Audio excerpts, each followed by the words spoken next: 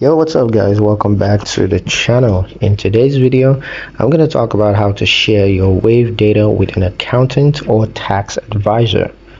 Collaborating with an accountant ensures accurate records and smooth tax filings.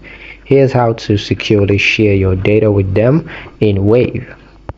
First, invite your accountant to your Wave account. Go to Settings, Users, or you can click your business name in the top right and then Manage Users. Click Invite User and then enter your accountant's email address.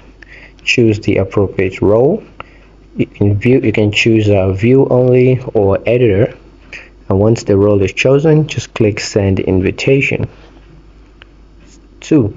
Share specific reports or data. If not, adding them as a user.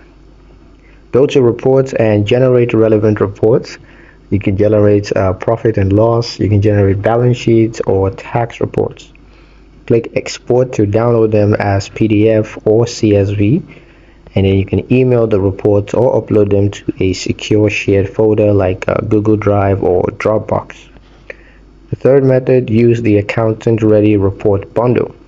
Generate a full year review overview with trial balance, general ledgers, and chart of accounts.